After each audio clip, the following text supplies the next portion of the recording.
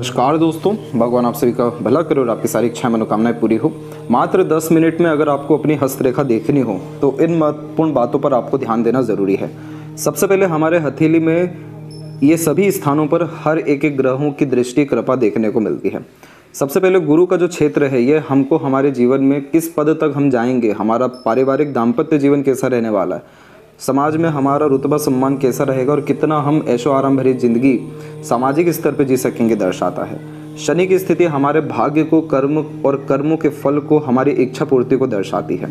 सूर्य की स्थिति हमारे जीवन में सफलता, नाम, सम्मान, वैभव, कीर्ति और इवन कितनी प्रॉपर्टी हम बना सकेंगे, किस स्तर तक हम सफलता हासिल करेंगे, ये दर्शाती है।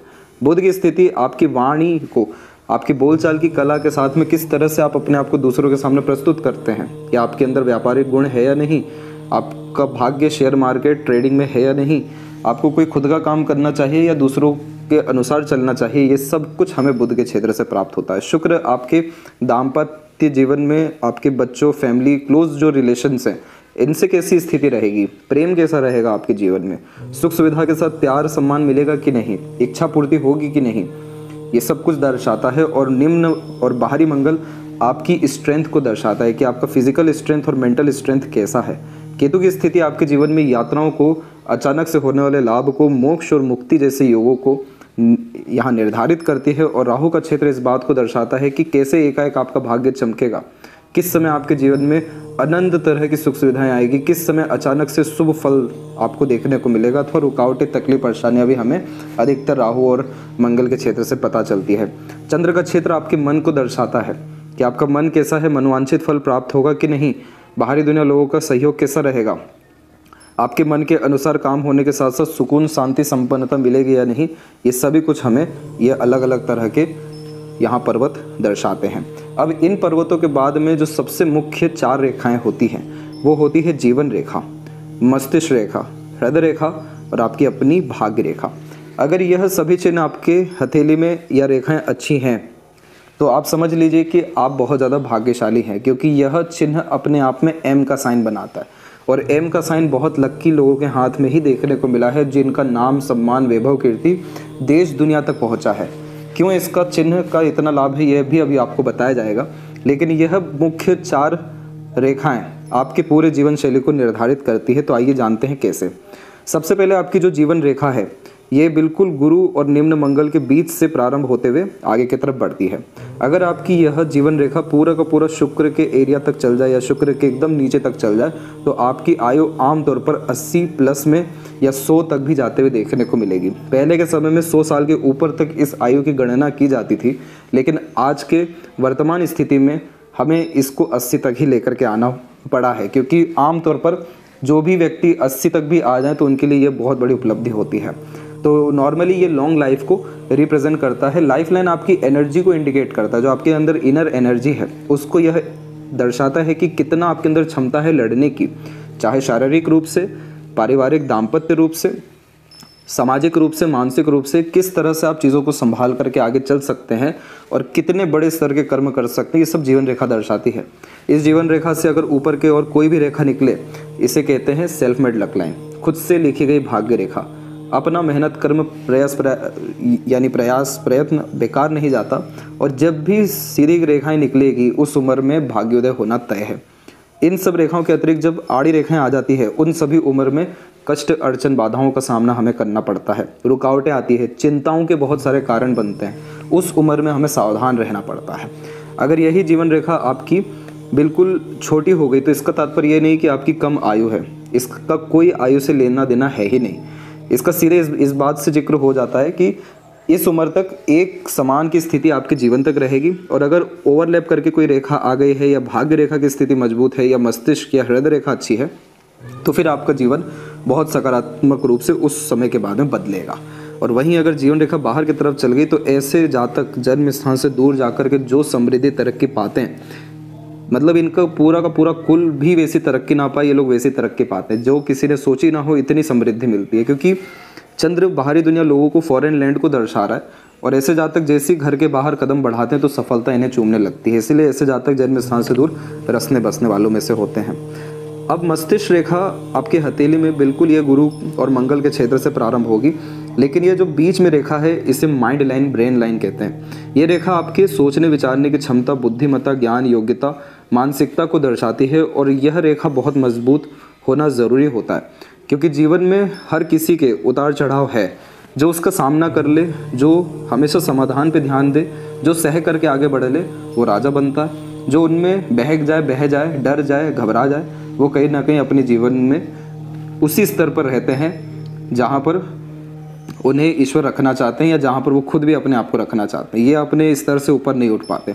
अब इस मस्तिष्क रेखा की मजबूती कैसे पता करेंगे आप, कि आपकी हथेली में मस्तिष्क रेखा अगर सीधे है, चाहे वो छोटी हो या लंबी हो, उससे फिर ज़्यादा फर्क नहीं पड़ेगा।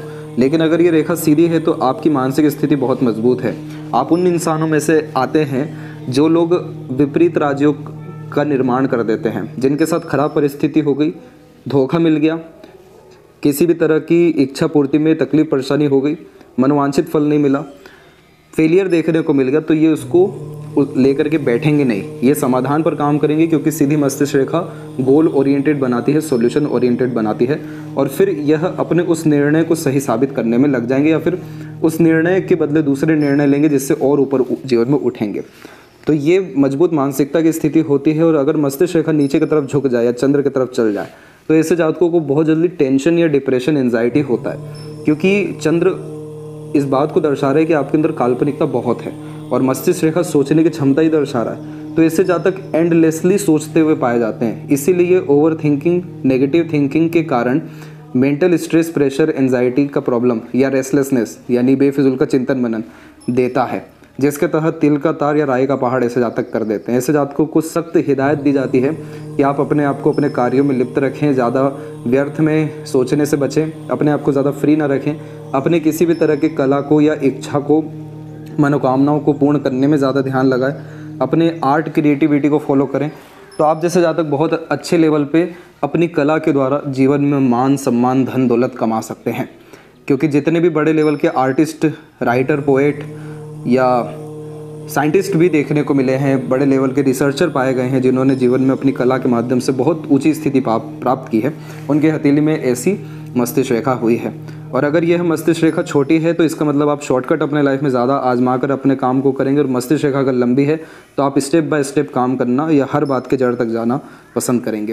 हृदय रेखा आपकी भावनाओं को दर्शाता है, और अगर ये ऊपर की तरफ उठा हो या गुरु पर ख़त्म हो तो इसका तात्पर्य यह है कि आप बहुत ज़्यादा भावुक हैं, दयालु हैं, दूसरों का मदद करने वालों में से हैं, बहुत जल्दी दूसरों पर भरोसा करते हैं, बहुत जल्दी उम्मीदें लगा लेते हैं, इसीलिए आपको विश्वासघात जीवन में झेलना पड़ेगा।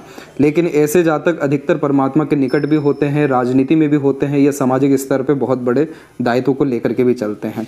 अगर यही हृदय रेखा एकदम सीधे गुरु पर आकर के ख़त्म हो रही है तो ऐसे जातक बहुत ज़्यादा वर्कोहोलिक होते हैं, अपने काम पर बहुत ज़्यादा ध्यान देने वालों में से पाए जाते हैं, और ऐसे जातक के अंदर एक जुनून बहुत होता है किसी भी हद तक काम करने की। इसीलिए ऐसे जातक कभी भी खाली देखने को नहीं मिलेंगे। और जब ये हृदय रेखा मंगल की तरफ झुक जाए तो गुस्सा बहुत ज़्यादा तीव्र होता है, ऐसे जातकों का बहुत ख़राब होता है गुस्सा। आवेश में आकर ये क्या से क्या कर जाए ये तो इनको भी नहीं पता है। गुस्से पर नियंत्रण रखना बहुत ज़्यादा ज़रूरी होता है।